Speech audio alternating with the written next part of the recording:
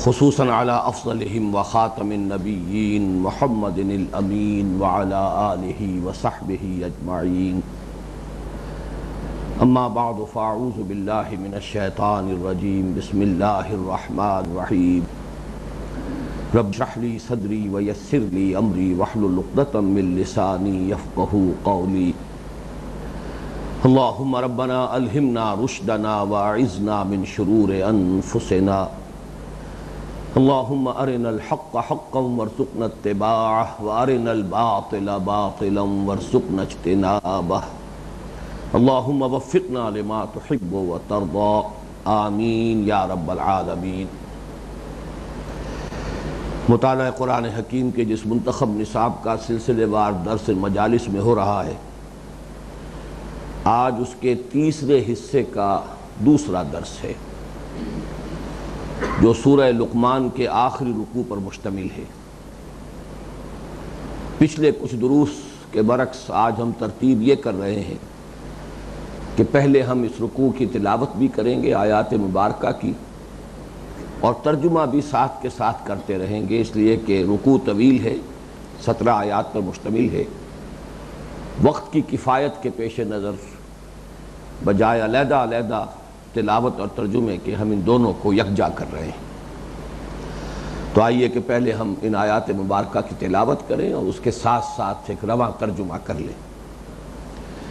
اعوذ باللہ من الشیطان الرجیم بسم اللہ الرحمن الرحیم تبارک الذی جعل فی السماء بروجا، بڑی بابرکت ہے وہ ہستی جس نے آسمان میں برج بنائے، وَجَعَلَ فِيهَا سِرَاجًا وَقَمَرًا مُنِيرًا، اور رکھ دیا اس میں ایک چراغ اور ایک چاند روشن، وَهُوَ الَّذِي جَعَلَ اللَّيْلَ وَالنَّهَارَ خِلْفَةً، اور وہی ہے کہ جس نے بنا دیا رات کو اور دن کو ایک دوسرے کے تعاقب میں، لگا دیا رات اور دن کو ایک دوسرے کے پیچھے، لمن اراد ان یذکر، ہر اس شخص کے لیے جو چاہے نصیحت اخذ کرنا، یاد دہانی حاصل کرنا، او اراد شکورا، یا چاہے احسان مند ہونا۔ وعباد الرحمن الذین یمشون علی الارض ہونا، اور رحمان کے بندے، رحمان کے محبوب بندے، پسندیدہ بندے تو وہ ہیں جو چلتے ہیں زمین پر آہستگی سے، نرم روی سے۔ وَإِذَا خَاطَبَهُمُ الْجَاهِلُونَ قَالُوا سَلَامًا، اور جب ان سے الجھتے ہیں جذباتی لوگ تو وہ کہتے ہیں سلام اور رخصت ہو جاتے ہیں۔ وَالَّذِينَ يَبِيتُونَ لِرَبِّهِمْ سُجَّدًا وَقِيَامًا، اور وہ لوگ کہ جو رات بسر کرتے ہیں اپنے رب کے حضور میں سجدہ کرتے ہوئے اور کھڑے رہ کر۔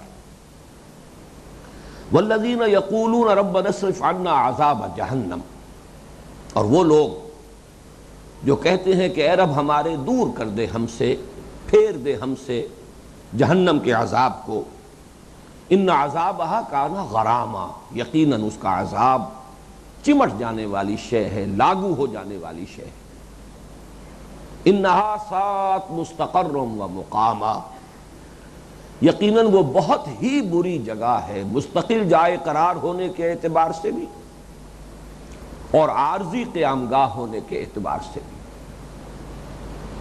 والذین اذا انفقوا لم یسرفوا ولم یقتروا وکان بین ذلک قواما، اور وہ کہ جب خرچ کرتے ہیں تو نہ حد سے تجاوز کرتے ہیں، نہ فضول خرچی کرتے ہیں، اور نہ ہی کمی کرتے ہیں، نہ ہی بخل سے کام لیتے ہیں، بلکہ ہوتا ہے ان کا رویہ اس کے بین بین، اس کے مابین، اس کے درمیان۔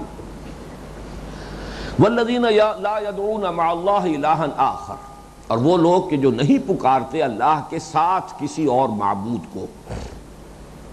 ولا یقتلون النفس التی حرم اللہ الا بالحق، اور نہیں قتل کرتے کسی جان کو جسے اللہ نے محترم قرار دیا ہے مگر حق کے ساتھ، ولا یزنون، اور نہ ہی وہ زنا کرتے ہیں، ومن یفعل ذلک یلقى اثاما، اور جو کوئی کرے گا یہ کام پہنچ کر رہے گا اس کی پاداش کو، یضاعف لہ العذاب یوم القیامہ، دگنا کیا جائے گا اس کے لیے عذاب قیامت کے دن، وَيَخْلُدْ فِيهِ مُهَانًا، اور رہے گا وہ اس میں ہمیشہ ہمیش ذلیل اور خوار ہو کر، إِلَّا مَن تَابَ، سوائے اس کے جو توبہ کرے، وَآمَنَا، اور ایمان لائے، وَعَمِلَ عَمَلًا صَالِحًا، اور عمل کرے اچھے عمل، فَأُولَٰئِكَ يُبَدِّلُ اللَّهُ سَيِّئَاتِهِمْ حَسَنَاتٍ،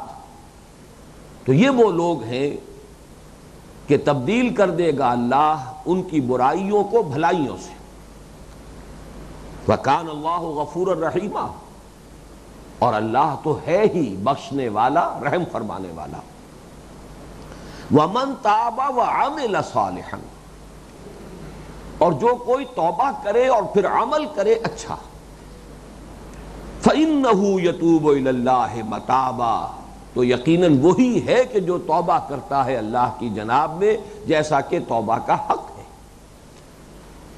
وَالَّذِينَ لَا يَشْهَدُونَ الزُّورَ، اور وہ لوگ جو جھوٹ پر موجودگی بھی گوارا نہیں کرتے، وَإِذَا مَرُّوا بِاللَّغْوِ مَرُّوا كِرَامًا، اور جب ان کا گزر ہو جائے کسی لغو شے پر تو وہاں سے گزر جاتے ہیں باعزت طور پر اپنے دامن کو بچاتے ہوئے، وَالَّذِينَ إِذَا ذُكِّرُوا بِآيَاتِ رَبِّهِمْ، اور وہ لوگ کہ جب انہیں نصیحت کی جاتی ہے، یاد دہانی کرائی جاتی ہے ان کے رب کی آیات کے ذریعے، لم یخروا علیہا صما وعمیانا، تو نہیں گر پڑتے ان پر اندھے ہو کر اور بہرے ہو کر، والذین یقولون ربنا ھب لنا من ازواجنا وذریاتنا قرۃ اعین، اور وہ لوگ جو کہتے ہیں اے رب ہمارے عطا فرما ہمیں ہماری بیویوں سے اور ہماری اولاد سے آنکھوں کی ٹھنڈک، وَاجْعَلْنَا لِلْمُتَّقِينَ إِمَامًا، اور بنا دے ہمیں متقیوں کے آگے چلنے والا، متقیوں کا پیش رو، أُولَٰئِكَ يُجْزَوْنَ الْغُرْفَةَ بِمَا صَبَرُوا، یہ ہیں وہ لوگ کہ جن کو بدلے میں ملے گا بالا خانہ ان کے صبر کے سبب، ان کے صبر کے طفیل، اس کے طفیل کہ انہوں نے صبر کیا، وَيُلَقَّوْنَ فِيهَا تَحِيَّةً وَسَلَامًا، اور ان کا استقبال کیا جائے گا اس میں دعاؤں کے ساتھ اور سلام کے ساتھ، خالدین فیہا، رہیں گے وہ اس میں ہمیشہ ہمیش، حسنت مستقرا ومقاما، بہت ہی عمدہ جگہ ہے وہ، مستقل جائے قرار کے طور پر بھی اور عارضی قیامگاہ کے اعتبار سے بھی۔ قل، اے نبی کہہ دیجئے، ما یعبأ بکم ربی، میرے رب کو تمہاری کوئی پرواہ نہیں ہے، کیا پرواہ ہے میرے رب کو تمہاری، لولا دعاؤکم، اگر نہ ہوتا تمہارا پکارنا یا تمہیں پکارنا، فقد کذبتم، تو تم نے جھٹلا دیا ہے، فسوف یکون لزاما، تو اب یہ تم سے چمٹ کر رہے گا، اس کی پاداش تم پر لاگو ہو کر رہے گی۔ صدق اللہ العظیم۔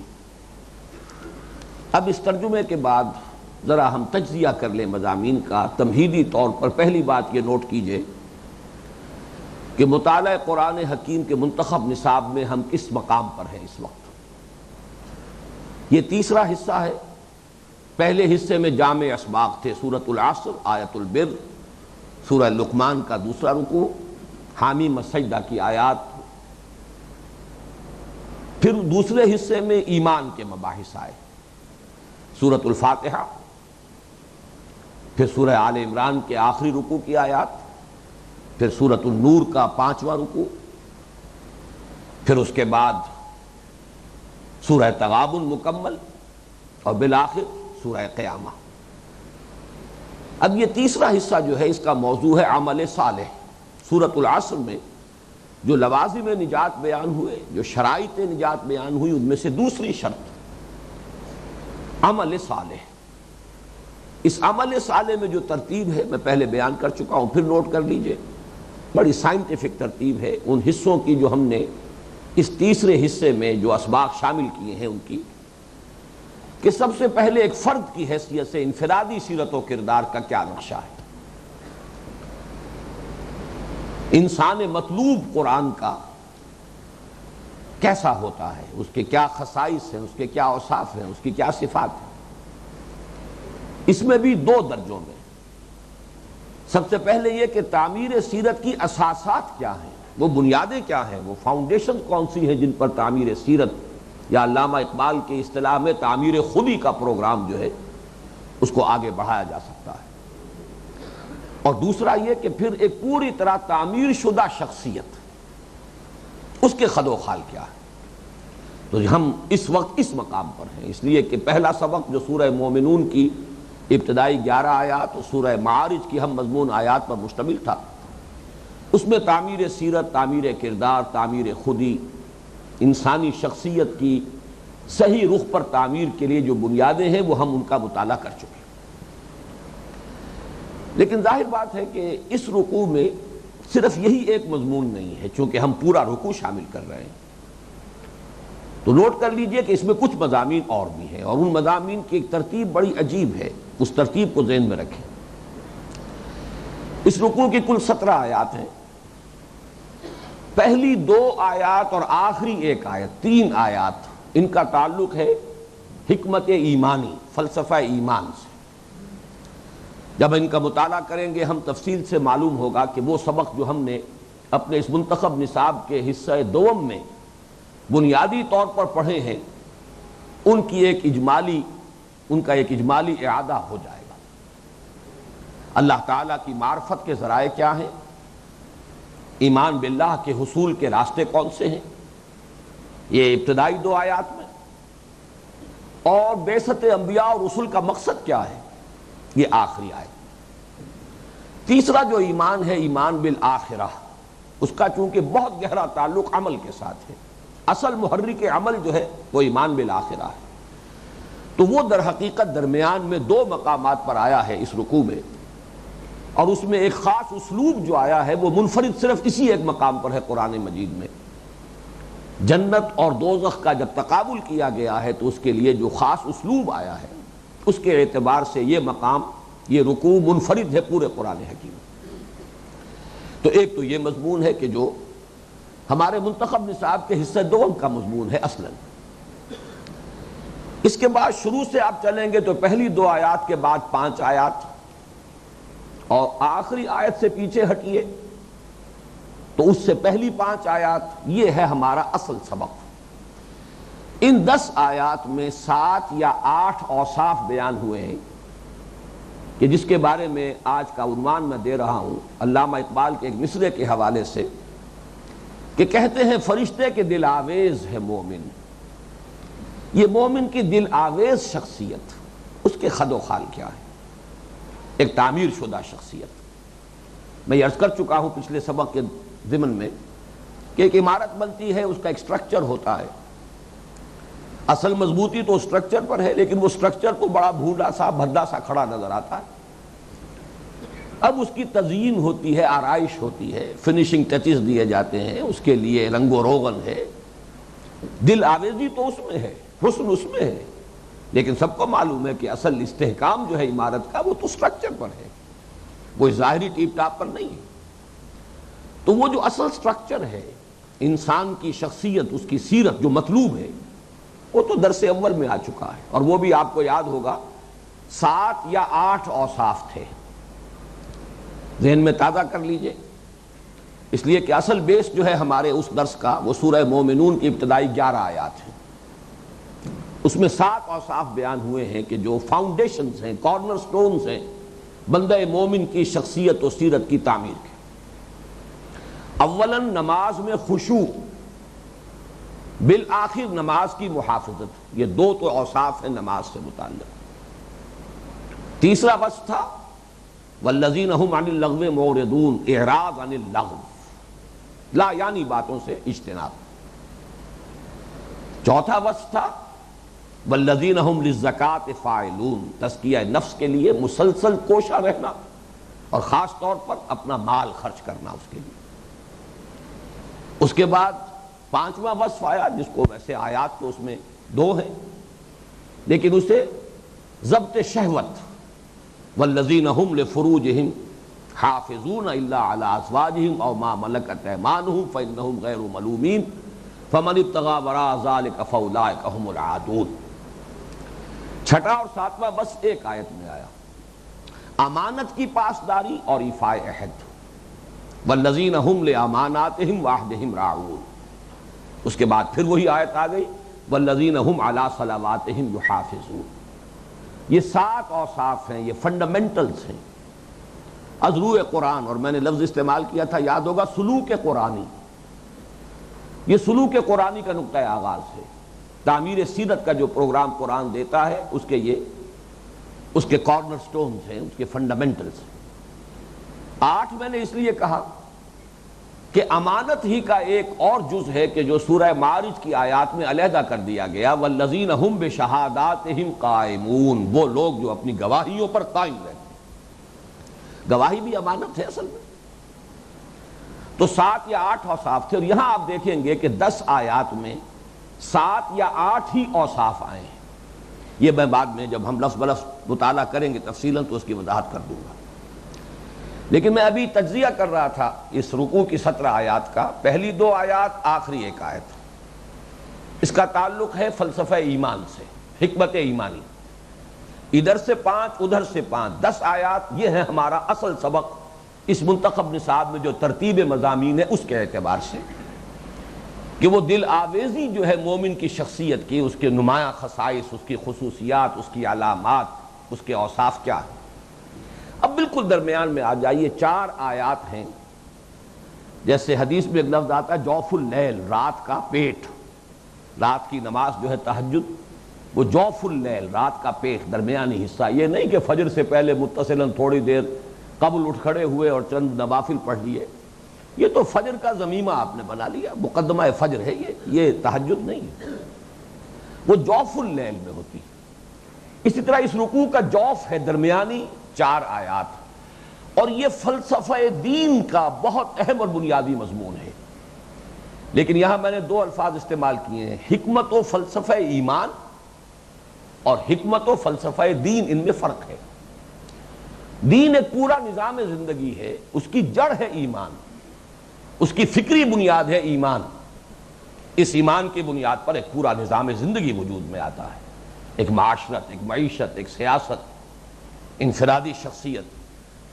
اس اعتبار سے خاص طور پر جو اجتماعیات انسانیہ ہیں، اسلام کا نظام معاشرت، اسلام کا نظام معیشت، اسلام کا نظام سیاست، اس میں سے بالخصوص چونکہ بنیادی شے ہے نظام معاشرت، اس نظام معاشرت کے جو فنڈامنٹلز ہیں، جو اصول ہیں، جو فلسفہ ہے، وہ درمیانی ان 4 آیات میں، اور اس کے ساتھ ہی قرآن مجید کے فلسفہ حکمت کا ایک اہم موضوع ہے توبہ، توبہ کی حقیقت، توبہ کی شرائط، توبہ کی عظمت، توبہ کا مقام۔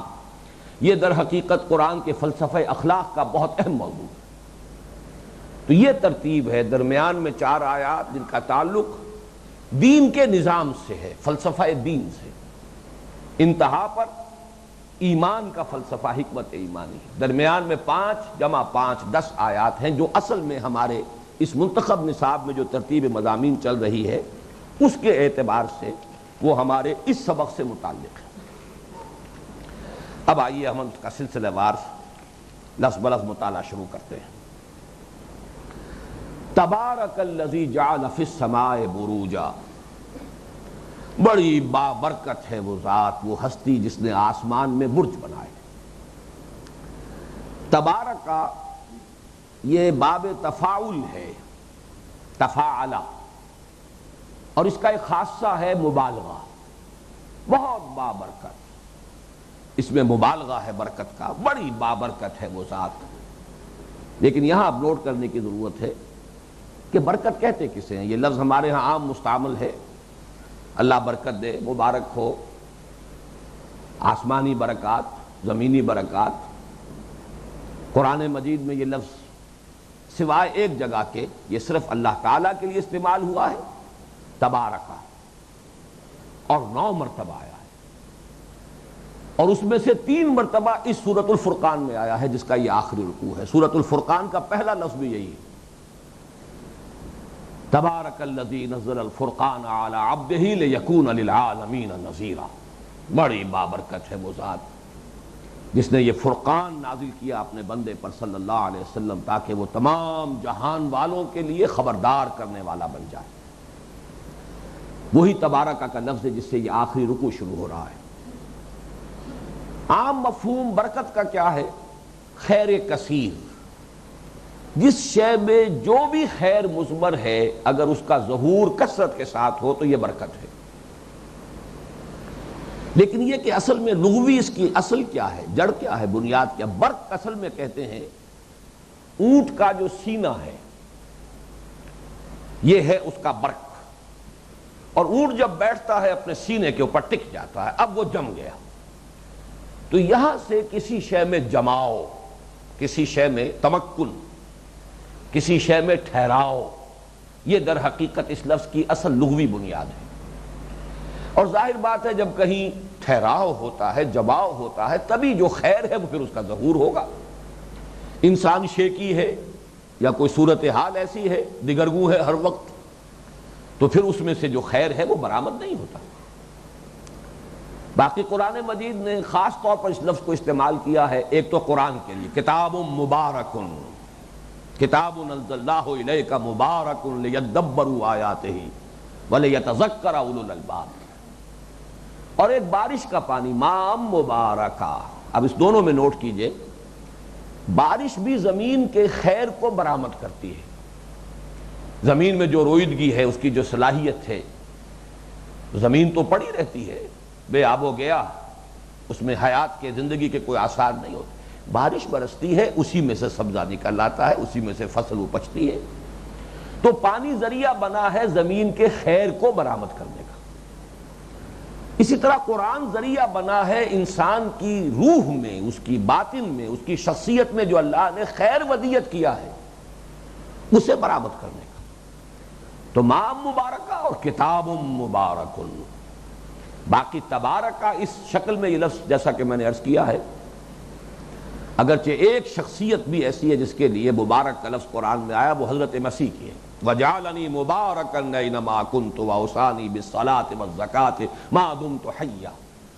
باقی یہ لفظ اور کسی کے لیے نہیں آیا ہے۔ تبارکہ یا اللہ کے لیے، یا یہ لفظ ماء مبارک، اور یا یہ کتاب مبارک ہے قرآن حکیم۔ تبارک الذی، بڑی بابرکت ہے وہ ذات، یعنی اب اس رکوع کے حوالے سے سمجھیے، انسان میں جو خیر اللہ نے رکھا ہوا ہے اس کے برآمد ہونے کا، نشو و نما پانے کا ذریعہ یہی ہے کہ اللہ کی معرفت انسان کو حاصل ہو جائے۔ مفہوم کے اعتبار سے بات وہیں پہنچ گئی، اللہ نور السماوات والارض، آسمان اور زمین کا نور اللہ ہے۔ جو حقائق ہیں یہاں کے، ان تک رسائی حاصل ہو ہی نہیں سکتی جب تک کہ انسان کو پہلے اللہ کی معرفت حاصل نہ ہو جائے۔ اللہ کی معرفت، اللہ کا ایمان حاصل ہوگا تو کنجی ہاتھ میں آ گئی ہے، اب یہ گتھی سلجھتی چلی جائے گی۔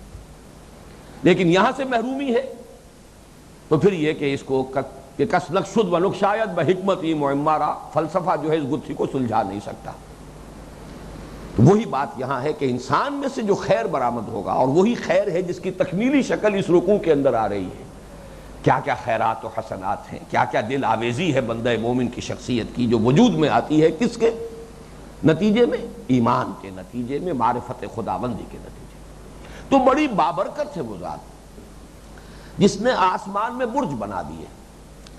اب برج سے مراد کیا ہے یہ ابھی اجمالاً جان لیجئے کہ یہ متشابہات میں سے یہ مضمون شامل رہے گا۔ ابھی آسمانوں کے بارے میں ہماری معلومات بہت کم ہیں۔ 7 آسمانوں سے مراد کیا ہے، آسمان جب مفرد کی حیثیت سے آتا ہے تو اس سے کیا مراد ہے، پھر اس میں برج کون سے ہیں؟ ایک ہمارے ہاں پرانی حیت کا اور جو بھی ہمارا علم فلکیات رہا ہے اس کا تصور ہے، میں اس بحث میں نہیں جانا چاہتا، اس لیے کہ اجمالاً یہاں پر تو آمنا بہ کل من عند ربنا، ہمارا ایمان ہے اس پر۔ آیات متشابہات کا جو معاملہ ہے سورہ آل عمران کے شروع میں بیان ہوا کہ اس کی کھود کرید میں نہ پڑا جائے بلکہ اجمالی ایمان پر اکتفا کیا جائے۔ آمنا بہ کل من عند ربنا، اس نے برج بنایا۔ ویسے لفظی طور پر سمجھ لیجئے، برجا کہتے ہیں، برزا اور برجا، جیسا کہ میں نے عرض کیا تھا یہ فقہ اللغہ جو ہے کہ جن الفاظ کے حروف اصلی قریب ہوتے ہیں ان کا مفہوم بھی ایک دوسرے کے بہت قریب ہوتے ہیں۔ برزا ظاہر ہو جانا، برجا نمایاں ہو جانا۔ اسی لیے عورتیں اگر بن ٹھن کر نکلتی ہیں لوگوں کی نگاہوں میں آنے کے لیے تو اسے تبرج کہا گیا، ولا تبرجن تبرج الجاہلیۃ الاولی، تاکہ نگاہوں میں آ جائیں، لوگوں کی توجہ ہماری طرف ہو جائے، یہ تبرج ہے۔ تو برجا کا مفہوم ہے نمایاں ہونا، ابھرنا۔ اسی لیے جو پچھلے زمانے میں قلعے ہوتے تھے اس کی فصیلوں پر برجیاں بنائی جاتی تھیں۔ اب ظاہر بات ہے دور سے جب کوئی قافلہ آتا تھا تو اسے سب سے پہلے وہ برجیاں نظر آتی تھیں، سب سے زیادہ نمایاں شے جو ہے اس شہر کی فصیل کی برجیاں ہیں۔ تو اس کے اصل مفہوم کے اندر ہے نمایاں ہونا، ظاہر ہونا۔ لیکن یہ کہ یہاں پر آسمان کے برجوں سے کیا مراد ہے، میں نے عرض کیا کہ اس پر ہمیں اجمالاً نبی ایمان رکھتے ہوئے آگے چلنا ہے۔ وَجَعَلَ فِيهَا سِرَاجًا وَقَمَرًا مُنِيرًا، اور رکھ دیا اس میں ایک چراغ۔ سورج کے لیے لفظ سراج یہ بہت ہی جو بھی ہماری معلومات ہے سائنسی اس کے ساتھ مطابقت رکھنے والی شے ہے۔ چراغ میں بھی کوئی چیز جل رہی ہوتی ہے، کمبشن کا عمل جو ہے عملاً موجود ہوتا ہے، عمل احراق یا تحریق۔ تو سورج ایک چراغ ہے، اس میں حرارت ہے، اس میں آگ ہے، اس کی حرارت کا ہم کوئی تصور نہیں کر سکتے، وہ تو millions and billions degree centigrade کی باتیں ہوتی ہیں جب ان سائنسز جو حقائق ہیں ان کو بیان کیا جاتا ہے۔ اور چاند کے لیے قمرم منیرا، روشن چاند، اس لیے کہ یہ ریفلیکٹر ہے، اس میں کوئی عمل احراق یا تحریک نہیں ہے، کوئی چیز جل نہیں رہی ہے، بلکہ یہ تو روشن تو ہے لیکن اس کی روشنی در حقیقت سورج ہی کی روشنی ہے جس کو یہ ریفلیکٹ کرتا ہے۔ وَهُوَ الَّذِي جَعَلَ اللَّيْلَ وَالنَّهَارَ خِلْفَةً، اور وہی ہے کہ جس نے رات اور دن کو بنا دیا۔ خلف کہتے ہیں پیٹھ کو، پیچھے کو، خلف الرشید، کسی کی اولاد جو نیک ہو، خلف الرشید۔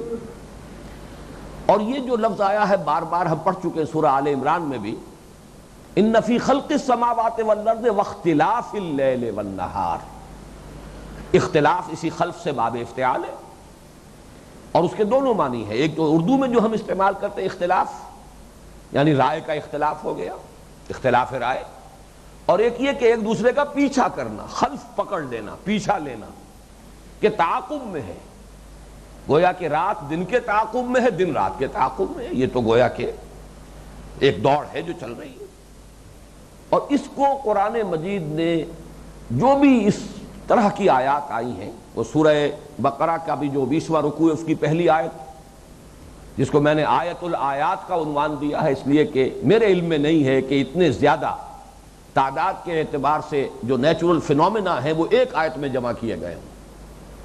ان فی خلق السماوات والارض واختلاف اللیل والنہار والفلک التی تجری فی البحر بما ينفع الناس وما انزل اللہ من السماء من ماء فاحیا به الارض بعد موتها وبث فيها من كل دابة وتصريف الرياح والسحاب المسخر بين السماء والارض لآیات لقوم یعقلون۔ اسی کا خلاصہ ہے جو سورہ آل عمران کے 20 رکوع کی پہلی آیت ہے، ان فی خلق السماوات والارض واختلاف اللیل والنہار۔ باقی چیزیں بیان نہیں کی گئی، گویا کہ وہ بھی مندرج ہیں، انڈرسٹوڈ ہیں، مضمر ہیں۔ تو یہ بھی ایک بہت بڑی نشانی ہے، اور واقعہ یہ ہے کہ ہمارا یہ جو پلینٹ ہے، یہ زمین، اس پر جو سلسلہ حیات ہے، حیات ارضی جسے ہم کہتے ہیں، اس کا بڑا گہرا تعلق جو ہے وہ اس رات اور دن کا جو فرق ہے اس کے ساتھ ہے۔ اس لیے کہ بیسک جو لائف ہے یہاں پر، جو پلانٹ کنگڈم ہے، نباتاتی جو حیات ہے، اس میں آپ کو معلوم ہے اس کی ریسپیریشن یہ بالکل ریورس ہو جاتا ہے، رات کے وقت کچھ اور ہے، دن کے وقت کچھ اور ہے، اور اسی سے سارا نظام چل رہا ہے۔ تو اللہ تعالیٰ کی عظیم آیات میں سے آسمانوں اور زمین کی تخلیق اور رات اور دن کا الٹ پھیر، اسی کا یہاں اشارہ کیا۔ وَهُوَ الَّذِي جَعَلَ اللَّيْلَ وَالنَّهَارَ خِلْفَةً، اب ہیں وہ دو حصے جو گویا کہ ہمارا جو دوسرا حصہ تھا مباحث ایمانی، اور ایمان کے لیے قرآن مجید کا جو فطری اسلوب استدلال ہے گویا کہ اس کا اجمالی اعادہ ہو جائے گا۔ یہ تمام آیات، یہ آیات آفاقیہ، کھول آنکھ زمین دیکھ، فلک دیکھ، فضا دیکھ، افلا ينظرون الى الابل كيف خلقت والى السماء كيف رفعت والى الجبال كيف نصبت والى الارض كيف سطحت، ان سب کا فائدہ کیا ہے؟ یہ جو لام آیا ہے لمن ارادہ، یہ لام ہے لام انتفاع، اس سے فائدہ اٹھایا جا سکتا ہے، دو فائدے اٹھائے جا سکتے ہیں۔ لمن اراد ان یذکر، وہ شخص کے جو نصیحت اخذ کرنا چاہے، جس کے اندر ایک تلاش حق کی جستجو ہے، جو جاننا چاہتا ہے کہ یہ کیا ہے کائنات، وہ انہی چیزوں کو دیکھے گا اور انہیں اللہ یاد آ جائے گا۔ یہ آیات ہیں، آیت کہتے اس کو ہے کہ کسی شے کو دیکھ کر کوئی اور چیز یاد آ جائے۔ کہ آپ کے دوست نے کوئی شے آپ کو کبھی دی تھی، وہ کہیں آپ کے ٹرنک میں رکھی رہی، اب سال ہا سال گزر چکے ہیں، دوست سے ملاقات نہیں ہوئی، آنکھ اوجل پہاڑ اوجل، وہ آپ کے ذہن سے بھی اوجل ہے۔ اچانک آپ نے ٹرنک کھولا اور وہ شے نظر آ گئی، کوئی رومال، کوئی قلم، کوئی اور شے، اور بغیر آپ کے ارادے کے دوست یاد آ گیا۔ یہ ہے نشانی آیت اور تذکر، اس کا باہمی جو رشتہ ہے چولی دامن کا۔ تو یہ جو آیات سماویہ ہیں، آیات ارضیہ ہیں، آسمان اور زمین کا نظام ہے، ان میں سے ہر ایک اللہ کی ایک آیت ہے، اور آیت کا نتیجہ کیا نکلنا چاہیے؟ انہیں دیکھو، اللہ کو پہچانو۔ یہ معرفت خداوندی کا یوں سمجھیے کہ ایکسوٹیرک، خارج سے جو معرفت انسان کو حاصل ہو سکتی ہے، اس کا سب سے بڑا ذریعہ یہی ہے آیات سماویہ، آیات ارضیہ، زمین اور آسمان کے اندر اللہ تعالیٰ کی قدرت، حکمت، علم، اس کی جو نشانیاں پھیلی ہوئی ہیں۔ لمن اراد ان یذکر، یہاں پہ لفظ ارادہ بہت اہم ہے۔ ایک وہ غافل ہیں جنہیں پرواہ نہیں، تو خیال ہی نہیں کہ میں کون ہوں، یہ دنیا کیا ہے۔ قرآن مجید کے نزدیک وہ انسان ہے ہی نہیں، وہ انسان نما حیوان ہیں، جن میں یہ کبھی شعور بیداری نہیں ہوا کہ کبھی سوچی تو صحیح یہ دنیا ہے کیا، میں کون ہوں، جا کدھر رہا ہوں، زندگی کی حقیقت کیا ہے، مال کیا ہے، اس سفر کا آغاز کیا ہے، اس کا اختتام کہاں ہوگا، اس کے بارے میں کبھی کوئی فکر ہی نہیں۔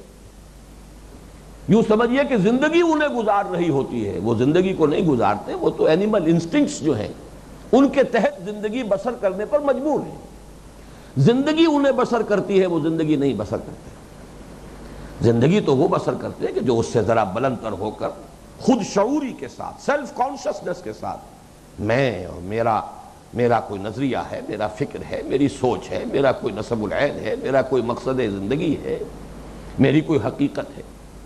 تو یہ ارادہ، جن لوگوں میں یہ کیفیت پیدا ہو گئی ہو، تو ان کے لیے پھر یہ ذرہ ذرہ جو ہے برگ درختان سبز در نظر ہوشیار، یہ ہوشیار نظر ہو تب، ہر ورق دفتر اصل معرفت کردگار، تو ایک ایک پتا جو ہے ان درختوں کا وہ اللہ تعالیٰ کی معرفت کا ایک بڑا دفتر ہے۔ یہ ہے سارا مضمون جو سورہ آل عمران کا جو ہماری آخری آیات کا جو درس ہے، گویا کہ لمن اراد ان یذکر، جس کے اندر یہ طلب ہوگی، جس میں یہ جذبہ ابھر آئے گا، جو حقیقت کو جاننا چاہے گا، تو ایک ایک ذرہ بولے گا اور پکارے گا اور گواہی دے گا اللہ کی، وہ سنے گا اپنے دل کے کانوں سے کہ آسمان بھی کچھ کہہ رہا ہے اور زمین بھی کچھ کہہ رہی ہے، اور ایک ایک پتا کچھ کہہ رہا ہے، کسی کی گواہی دے رہا ہے۔ او ارادہ شکورا، یا وہ شکر کرنا چاہتا ہو۔ اب یہ سورہ لقمان کا جو دوسرا رکوع ہے، اس کا پورا مضمون یہاں ایک لفظ میں آ گیا۔ حکمت کا نقطہ آغاز کیا ہے؟ فطرت سلیمہ، عقل سلیم، اور فطرت سلیمہ کا مظہر کیا ہے؟ جذبہ شکر۔ انسان کے اندر اگر اس کی فطرت پرورٹ نہیں ہوئی ہے، مست نہیں ہوئی ہے، تو یہ وصف ہونا چاہیے کہ اگر اس کے ساتھ کسی نے کوئی بھلائی کی ہے تو اس کے لیے خاص قسم کا جذبہ تشکر، احسان مندی کی کیفیت اس کے دل میں پیدا ہو۔ اگر نہیں ہو رہی تو فطرت مست ہو چکی، اندر کا انسان مر چکا، فطرت کے سوتے خشک ہو چکے۔ یہ فطرت کی زندگی اور فطرت کی صحت کی علامت ہے۔ اب اس کے بعد رہ جاتا ہے ایک ہی مرحلہ، اصل منعم کو پہچانو، اصل محسن کو پہچانو۔ تمہارے منعم اور محسن تمہارے والدین بھی ہیں، تمہاری قوم بھی ہے، یہ سورج بھی ہے جس سے تمہاری فصلیں پک رہی ہیں، یہ ہوائیں بھی ہیں جو بادلوں کو لے کر آتی ہیں، بارش برستی ہے، پوری کائنات ہے، لیکن ایک چھلانگ لگاؤ تو کوئی بھی نہیں، حقیقت میں صرف اللہ ہے۔ یہ تمام سلسلہ اسباب جو ہے ایک مسبب الاسباب کی گرفت میں ہے، یہ اسی کا احسان ہے، اسی کا انعام ہے، اسی کی ربوبیت ہے، یہ سب کے سب در حقیقت اسی کے قبضہ قدرت کے اندر جکڑے ہوئے۔ یہ ہے شکر کے جذبے سے اللہ تک پہنچنا۔ تو یا تذکر سے اللہ تک پہنچیں گے اور یا شکر سے اللہ تک پہنچیں گے، اور دونوں جذبے ابھریں گے انہی مشاہدات سے۔ تبارک الذی جعل فی السماء بروجا وجعل فیہا سراجا وقمرا منیرا وہو الذی جعل اللیل والنہار خلفۃ لمن اراد ان یذکر او اراد شکورا۔ ان دو آیات میں یوں سمجھیے کہ بڑے اجمال اور اختصار کے ساتھ ہمارا جو حصہ دوم تھا اس منتخب نصاب کا، اس میں ایمان کے لیے، اور ایمان بنیادی طور پر ایمان باللہ ہے، ایمان بالآخرہ بھی اللہ تعالیٰ کی صفت عدل کی توسیع ہے، ایمان بالرسالت بھی اللہ تعالیٰ کی صفت ہدایت کی ایکسٹینشن ہے۔ اصل ایمان تو ہے ایمان باللہ، اسی لیے ایمان مجمل میں صرف اللہ کا ذکر ہے، نہ آخرت کا، نہ رسالت کا، نہ کسی اور شے کا۔ آمنت باللہ کما ہوا باسمائہ وصفاتہ وقبلت جمیع احکامہ اقرار باللسان وتصدیق بالقلب، بات مکمل ہو گئی۔ ہاں جب تفسیر ہوگی تو آمنت باللہ وملائکتہ وکتبہ ورسلہ والیوم الآخر والقدر خیرہ وشرہ من اللہ تعالی والبعث بعد الموت۔ تو در حقیقت وہ جو پورا فلسفہ ہے، جو حکمت، قرآن کا اپنا مخصوص استدلال ہے ایمان کے لیے، معرفت خداوندی کے حصول کے لیے، وہ ان دو آیتوں میں آ گیا۔ اب گویا کہ اللہ تعالیٰ کے اس ہستی کے بابرکت ہونے کا ایک ظہور ہے کہ جو اس کی معرفت سے سرشار ہو جائیں، جن کے دلوں میں اس کے تشکر و امتنان کے جذبات کے چشمے ابلنے لگے، جن کا ذہن اور فکر جو ہے اس کے ایمان سے منور ہو چکا ہو، ان کی جو شخصیت ہے اس کے خد و خال کیا ہے؟ دلاویز کہتے ہیں فرشتے، دلاویز ہے مومن۔ یہ بندہ مومن کی دلاویز شخصیت کے خد و خال۔ اب یہاں سے گویا کہ ہمارا جو اصل اس منتخب نصاب میں جو ترتیب مضامین ہے اس کے اعتبار سے جو سبق ہے اس حصہ سوم کا دوسرا، اس کا مضمون شروع ہو رہا ہے۔ اور یہاں دیکھیے لفظ نوٹ کیا، عباد الرحمن، یہ بڑی شفقت والی بات ہے۔ یہ بات میں نے بارہا بیان کی ہے، اس وقت کی کمی کا مجھے شدت سے احساس ہے۔ قرآن مجید میں حضور کی نسبتوں میں سے جہاں زیادہ شفقت کا اظہار مقصود ہوتا ہے وہاں نسبت عبدیت کو نمایاں کیا جاتا ہے، نسبت رسالت کو نہیں۔ سبحان الذی اسری بعبدہ لیلا من المسجد الحرام الی المسجد الاقصی، الحمد للہ الذی انزل علی عبدہ الکتاب ولم یجعل لہ عوجا۔ خود اس سورہ مبارکہ کی پہلی آیت آپ کو سنا چکا ہوں، تبارک الذی نزل الفرقان علی عبدہ لیکون للعالمین نذیرا۔ یہاں رسول ہی بھی آ سکتا تھا، نبی ہی بھی آ سکتا تھا۔ هو الذی ينزل علی عبدہ آیات بینات لیخرجکم من الظلمات الی النور۔ تو وہ اسی پر قیاس کیجئے، یہ بڑی شفقت اور عنایت کا پہلو ہے۔ اللہ اپنے ان بندوں کا تذکرہ کر رہا ہے، میرے خاص بندے، میرے محبوب بندے، وعباد الرحمن، رحمان کے اصل بندے، رحمان کے محبوب بندے۔ یوں سمجھیے کہ جو حاصل ہیں اس تخلیق کا، اس لیے کہ قرآن مجید کا یہ فلسفہ ہے، یہ پوری کائنات میں جو کلائمیکس ہے کریشن کا، ڈیوائن کریشن کا کلائمیکس، وہ انسان ہے، اور انسانوں میں اس کے گلے سرسبد کون ہیں؟ جو اللہ کی معرفت سے جن کے قلوب و اذہان منور ہو گئے، جو اس کے بندے بن گئے، وہی تو اصل انسان ہے۔ اور اسی میں چوٹی پر ہے محمد الرسول اللہ، عبدہ، عبد دیگر، عبدہ چیزیں دیگر، ما سراپا انتظار منتظر، عبدہ، یہی تو ان کی شان۔ تو معلوم یہ ہوا کہ یہاں بڑی شفقت کے ساتھ وعباد الرحمن، یہ رحمان کے بندے کون ہیں؟ اللہم ربنا اجعلنا منہم، اللہ تعالیٰ سے دعا تو کر ہی لینی چاہیے، باقی تو ہماری جتنی بھی ہمت ہوگی، جو بھی اللہ تعالیٰ کی طرف سے توفیق ملے، ان بلندیوں تک پہنچنا۔ مجھے وہ انگریزی نظم جو میٹرک میں پڑھی تھی اس کا مصرع یاد آیا، heights by great man reached and kept, بڑی بلندیاں ہیں، انسان ہی پہنچے ان بلندیوں تک، لیکن یہ کہ اس کی ایک آرزو تو ہو، اس کی خواہش تو ہو۔ آرزو اول تو پیدا ہو نہیں سکتی کہیں اور، ہو جائے تو مر جاتی ہے یا رہتی ہے خام۔ یہ آرزو، دنیاوی آرزویں جو ہیں وہ تو نہ مرتی ہیں نہ خام ہوتی ہیں، وہ تو روز افزوں رہتی ہیں، بڑھتی رہتی ہیں، پھلتی پھولتی رہتی ہیں۔ وعباد الرحمن الذین یمشون علی الارض ہونا، رحمان کے بندے وہ ہیں کہ جو زمین پر چلتے ہیں آہستگی سے۔ کیا معنی؟ تواضع، یہ تکبر کے برعکس کیفیت ہے۔ جیسے کہ انسان کا جو بھی ذہن ہوگا، جو اس کی سوچ ہوگی، جو اس کا انداز ہوگا فکر کا، ویسی ہی اس کی چال بھی ہوگی۔ جیسے آپ کہتے ہیں کہ face is the index of mind, اسی طرح انسان کی چال بتاتی ہے کہ یہ مغرور انسان ہے، بڑی تمکنت سے چل رہا ہے، بڑی گردن اکڑائی ہوئی ہے، پاؤں مار مار کر چل رہا ہے۔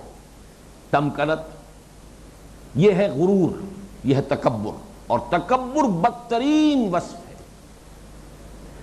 ساری ضلالتوں اور گمراہیوں کی جڑ بنیاد تکبر ہے، شیطنت کی بنیاد تکبر۔ ابا واستکبر وکان من الکافرین، یہ ابلیس کا تذکرہ، استکبار۔